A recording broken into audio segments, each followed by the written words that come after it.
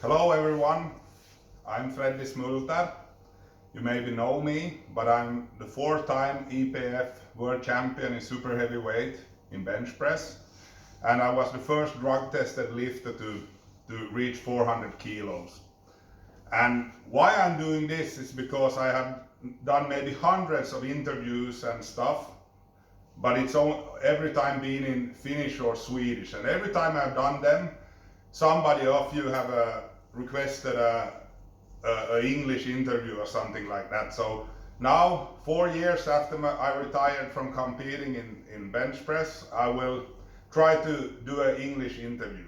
With me today I have my buddy Oscar Osala, a former hockey pro, and he will ask me the questions because he knows English better than me. I'm only like a farm boy from Malax in Finland, so my English isn't that good. So he will ask me the questions because many of the questions still has come in Swedish and Finnish. So let's go, Asi. All right, thanks for having me, Freddy. So let's start with the question from weightlifting legend Milko Tokola. He has 3 questions for you. He's asking about your journey to 300 kilo raw bencher. How much did you train, and at what point did you understand that 300 is reality? I started training like many of my same age boys did. We was 14 years old, and you know, at 14 a good bench press result is maybe 50 kilos, 60 kilos the first time you try it. This is now the year of 98. I tried, I was 14 years old, and I did 105 kilos with a narrow grip, no arched back or something. And I didn't think about 300 that day, but I knew I was something special in the bench press. I was strong overall, but I from the first touch I was like strong. So almost the 20 upcoming years I did everything to like become a good bench presser. I did never do 300 kilo in competition, but I did 300 and over many times in training and stuff like that. So I can call myself a 300 kilo bench presser. But like I said, I never thought about when I will be a 300 lifter, but from the first touch I knew I was good at bench press. I want to add, this is my own question. How old were you when you benched 200, and did you believe then that one day you will bench 300? I was 17 when I benched 200 kilos in the gym raw, and still I had very, I would say, mediocre form or technique back then. It was flat back, pretty narrow grip and stuff like that. And after that I developed my really good technique that I had like a super heavyweight. Few super heavyweights had the technique I had, but strength I got when I was very young. I didn't add so much strength really becoming older. I became fatter, I became better and stuff like that, but the real good strength I added when I was very young. All right, here is Milko's second question. What was your best sets in bench press? So not 1 rep max, but some other good stuff. Yeah, I love repping out big weights with raw. I did 28 times 200 kilo, that is 440 in pounds. I did 19 reps with 220, that is about 485. And I did 5 reps with 270, like it's all 595. So I was very strong repping out, and yeah, that's probably the best ones. What about the NFL Combine test? How much did you do in that? Back in the day I did about 74 when I was active, but now I've done so much cardio training that, did I do 81 now? Of course I have very good technique, but I would say the lockout was pretty solid. All right, Milko's third question. What is your all-time PRs in the gym in bench, squat and deadlift? Raw I have done a 315 kilo squat, but the depth wasn't that good. Pretty solid technique bench with 301.5 kilo. What about just the all-out touch and go? 328, but that was very very bad form, so that doesn't count. It's all right. Yeah, and deadlift 307.5, and then equipped I have done 350 squat, 417 bench, that's over 900 pounds, and the same or even less with equipped deadlift. So nice. I ask Farmer Robinson's question now. How was the training different as you approach 400 kilos bench compared to the early years of your training?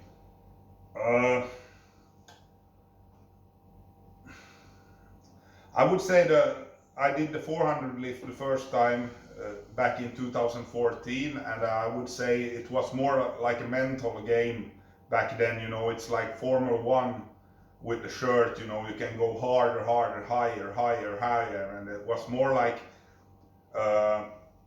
my training, like the strength training was pretty much the same, but when I put on the bench shirt, I really like pushed my limits mentally, like it was like do or die, and I just don't say do and die, it was do and die. It was scary shit, and to put so much weight on and all the blood pressure, you blow your veins in your face and stuff like that, so it's not healthy, it's not fun, but it's fun afterwards.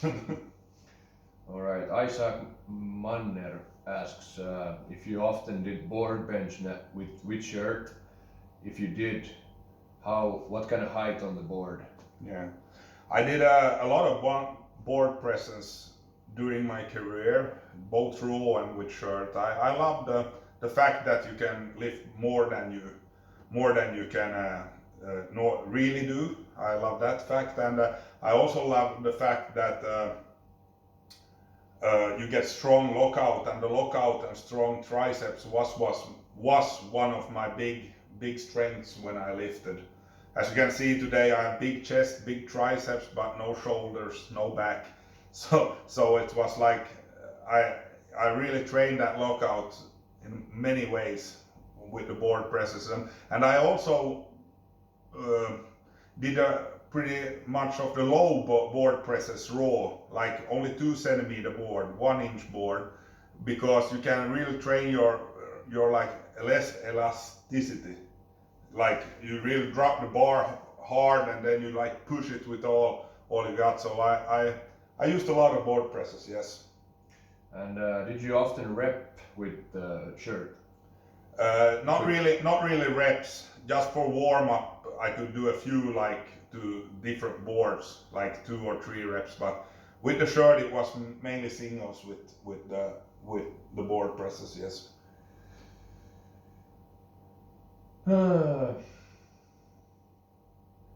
Somebody here, Maxal Freds, is saying that, or asking if strong triceps is the single most important thing in bench press. I would say like this, you can bench press with a lot of different muscles. That you have big mainly raw lifters that has very strong chest and no arms, and then you have equipped lifters that it's mainly triceps and no chest. But you can also be a big raw bencher with just huge triceps.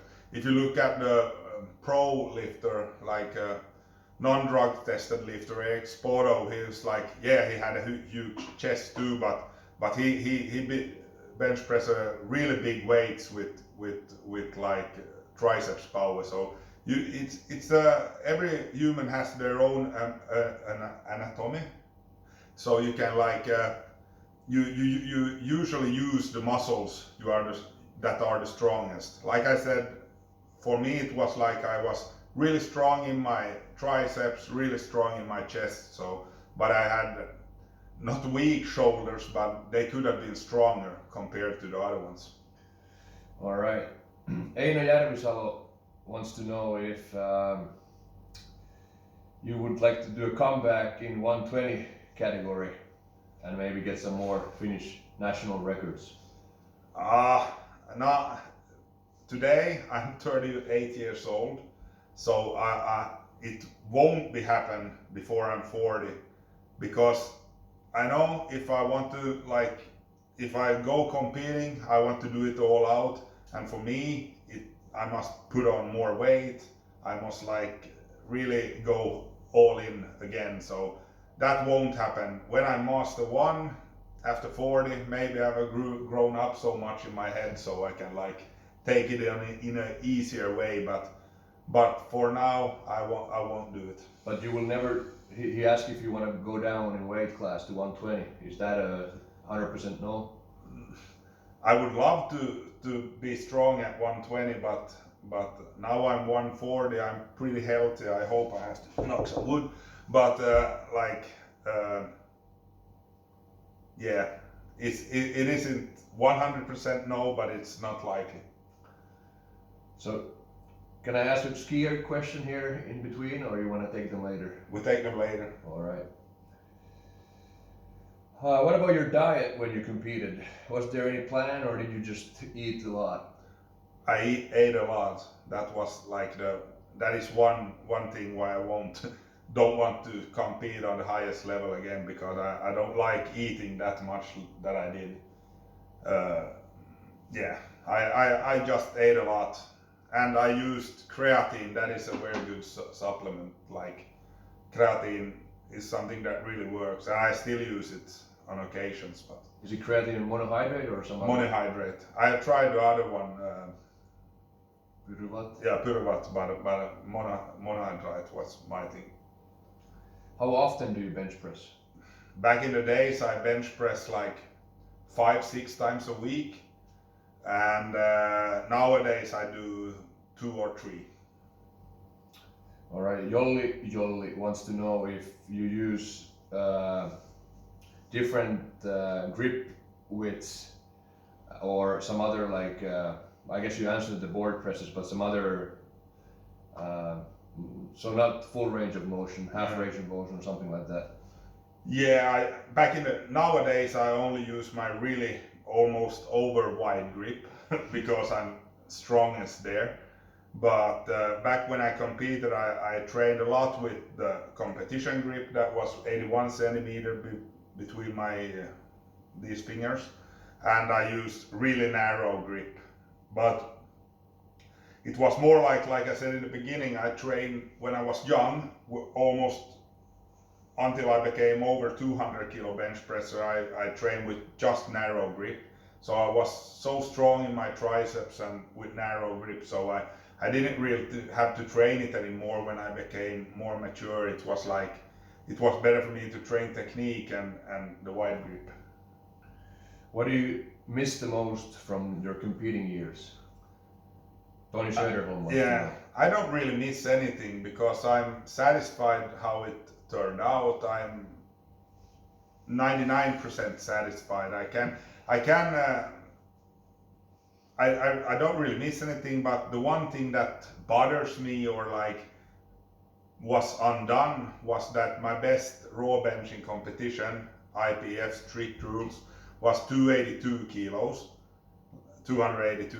and I think I was good for 295, almost 300.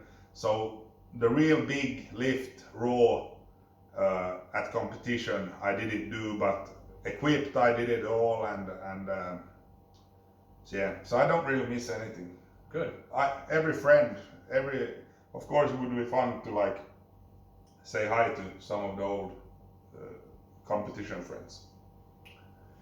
Now we're getting to Mr. Rytkönen's impossible million-faced question. This is gonna put my English skills to test. Yeah, and he's the science guy, I'm the bro science guy, so we'll see how this turns out. So, first question, I try to break it down. What kind of training cycles would you have? I didn't really cycle my training back in the days. I can tell you the first maybe the first 2 years I just trained, I didn't know what to do, but in the early 2000s I started to train like by the West Side barbell system, like that was like max effort and dynamic effort, and I did it like more. I did 2 dynamic and 2 max effort a week just for upper body.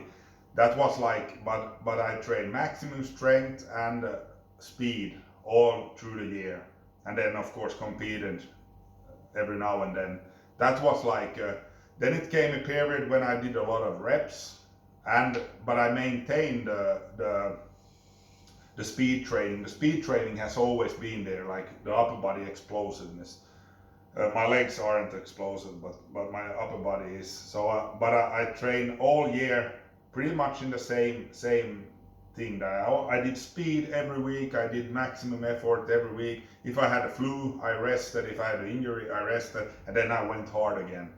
Then the second half of my career, I trained pretty much when I had coaches from Sweden, Patrik Edqvist and Patrik Andersson. I trained pretty much like, and then it was a little bit more cycling because it was more Russian style of training. It was the volume that matters then. I was at high level already then, so it was pretty high volume, and then of course it was like more volume in the basic training, and then closer to the competition it was like less volume and bigger weights, but I would say the key, how long I've been training? I've been training for 23 years. The like go hard or go home has been my thing. I have went harder and heavier than most people. And the other thing is, and not really periodizated or cycled my training. It's more like when I've changed after a few years or 5 years, and changed like the whole setup. I guess you answered about the frequencies already. What kind of training frequencies you bench 5-6 times a week? Yeah, when I train for the volume and more Russian style, I train 5-6 times a week. But it was maybe 3-4 when I train more like the West Side style. So like upper body. Then you come to, I always squat and deadlifted a little bit, but it has never been close to my heart. But yeah. What about how many work sets per week, and what kind of volume progression? Like when I train more like the West Side style, I just did like a climb to a good set, even if it's, or when I did speed, I did a few working sets. But when I did more like maximum effort, I just climbed up and did one or two heavy sets, and then was it. But when I did the volume training, it was like crazy in the end. I did 60 to 100k kilos a week just pressing. Like it was like 25-30 sets of work sets almost every day. One training was like recovery, but it was really a lot of volume when it was at its most. And what about the intensity progression? It's hard to say. Intensity progression, I didn't have a progression when I did the West Side style. It's more like I switched the workouts, or like I did board presses one day, incline another, and stuff like that. But when I trained more the Russian style, it was like 85% and below for a very long time, and then just for a few weeks it was a little climb up to 90, 95, maybe 98%, like the classic Russian style of training. But when I trained under the Swedish coaches that I call the Russian training, it was more like the classic below 85% a lot. Which variations of bench press did you use, and what kind of rep ranges? Like I said, I liked repping out, so it was 1 to 30 reps from time to time. But in the West Side time, it was like 1 to 6 maybe, and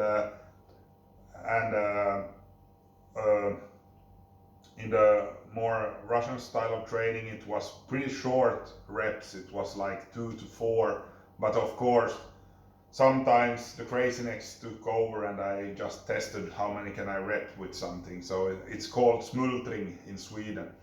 They call it smultring when you go from your written down like program and do just everything you want. And I guess you answered this already, but how often did you go lighter and how? Or like a deload? like I said, in the West Side time, it was like when I got a flu or injury, I rested. I just trained and went hard, like the other times. Yeah, and before the competitions, I rested, but resting has not really never been my thing.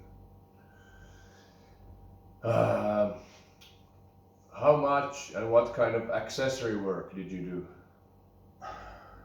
Of course, I did it. It's hard to say how much I did, but I always like to do seal rows, like reverse bench press, rowing, and pretty much my assistant work was a lot of rowing because I did a lot of pressing. So it's a few times a week, 3-4 sets, I would say. But also there, I didn't do the classic thing, you know, that 4 10s and like easy. I went pretty hard in the assistance work too because I love and still love going heavy and going hard. So it was like it wasn't a classic bodybuilding style of assistant work. It was more like measuring the pulling strength. Here is a weird question. I don't actually know what this means, but have you ever tried this kind of exercise, yliveto ylös? Pullover. Pullover. I would say pullover. Or and strict curl variations. Have you ever tried them, and how much can you do in them? Strict curls I have not really ever done. I don't think I've been so good at them. I've done a lot of cheat curls because I think arm wrestling is fun. So I've done a lot of not so strict curls. So I won't say any kilos there. How much of the cheat curl? I train with 150 kilo bar and done some hammer curls with 85 kilos, but it's like using the whole body for them, so you can't like like say it, you can't measure it with anyone, but it's fun. And then pullover I did never do when I was like competing at my strongest, but now I did it. I did I think 5 or 6 reps with 103 kilos. I don't know if it's good or not. All right, let's move on. That was one guy's question, Mr. Rytkönen. Thank you. The science guy, and he got the bro science answer.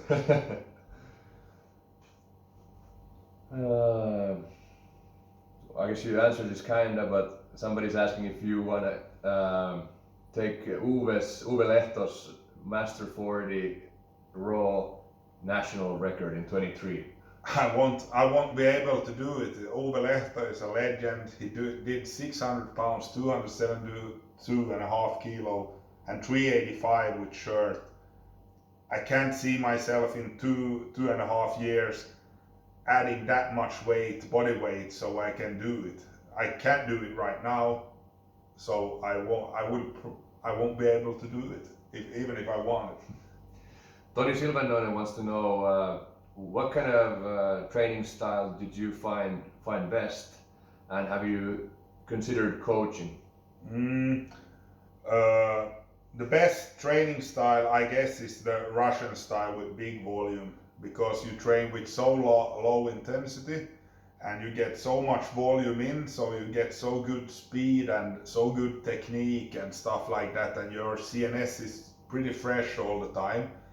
It's more like a lottery training, like my own training style, like go hard or go home, because yes, you can have those big strength days, but you also can be very weak at certain moments. So like I would say a Russian style with big volume is the best way to train if you want to become a good raw powerlifter. And what the other question? Coaching. I have helped some people, mainly hockey players and also a few powerlifters, but Oh, I don't know. I would love to coach a good hockey team as a head coach, but I don't know. I can coach strength and I can coach stuff like that too. But yeah, but it's nothing that I like. Like I would be like say the truth that I love the grind, I love the gym, I love the training, but I don't mainly love the science behind it or read. I can read, but I don't like want to read very deep. I like to read some things and learn from that. But I think if you want to be a real good powerlifting coach, you should also have the anatomy and all the small things like in your hand. But I'm more a coach of the grind, you know. You know my coaching style, Asi. Yes, I do. Yeah. Do you think I can become a 200 kilo presser in my lifetime? Last training, it was like was the first time I believed it. But you have to start eating like a man. Stop walking on the golf course and stuff like that. Yeah, but if you add 20 kilo, 25 kilo body weight, you will probably be a 200 kilo bench press. So I have the potential, but it will never happen. It will never happen. You're too pretty for it, eh? Ever the Boogie Woogie wants to know.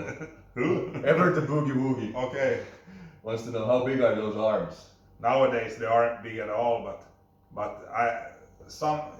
if I put the measurement Yeah, band. measuring band. I don't know. Yeah, measuring band a little like that, it was over 60 centimeters, but I would say 53 today, 53 centimeters. They aren't big at all anymore. All right, Dexter wants to know. Do you know if it's okay to become massive and do high weight squats with an ACL tear? What should I answer? You should ask your doctor about that. I don't know, but it's always okay to be strong. Strength is never a weakness. Jesse Surmaa wants to know and tell you that when you last time went to Ähtävä to arm wrestle, Yeah. he got so inspired that he started training for it right away, and now he wants to ask if you will ever go there because he would like to challenge you. I have promised myself to never ever in my life again arm wrestle with my right arm because I have so much nerve pain in my right arm, so I will never arm wrestle again with my right arm. But with my left arm, maybe I will someday come to Esse, it's Esse in Swedish, and arm wrestle. Maybe not, but I will never arm wrestle with my right arm again. Jonas Holmgren wants to know when is your next song coming on Spotify? I must ask my band, Kurt Hagbergs, if they want to do a new song with me. But it was fun making a legendary Ostrobotnian music, brought us and put it on Spotify. You can go and listen to it. It was fun, but we will see when the next one comes. Maybe in 10 years. And Ed Price wants to know, describe fat man cardio. Is it a distance or a minute split time pull? It's when you're fat enough and doing cardio, it's a fat man cardio. So I do a lot of cardio nowadays. I have really fallen in love with the Concept 2 machines, mainly the ski erg and bike erg. I'm not a fan of the rowing machine because big legs, big chest, big stomach, short arms, it doesn't feel right. But bike erg, ski erg, I love them both. And in ski erg especially, I'm like very good on many. I have a few world records on 1 minute, 4 minutes and 500 meters. So I really fallen in love, and it's a good way to compete. You can compete on the internet and you can't really cheat because it's a code. Every time and distance have their own code, so if you don't add the chainsaw to the ropes, it's the only way you can cheat almost. So it's like I really love it, and I have said that if if I don't die doing it, I will live longer because I'm doing it, because I've done very a lot of cardio and different distances. I've even done a marathon on ski erg, 3 hours. That was a fat man cardio. What about Vasaloppet 22? That's a hard one. I hate skiing, but I'm good at ski erg. But what should I say? I know the guy that has been asking this, and I don't know. We will see in the next fall if I can ski.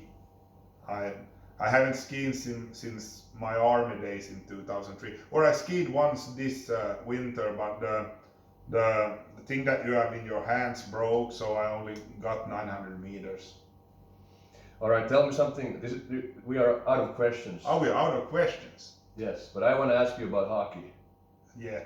Well, tell me, what kind of hockey do you like, and who is what team, in any era, what is the best team ever assembled?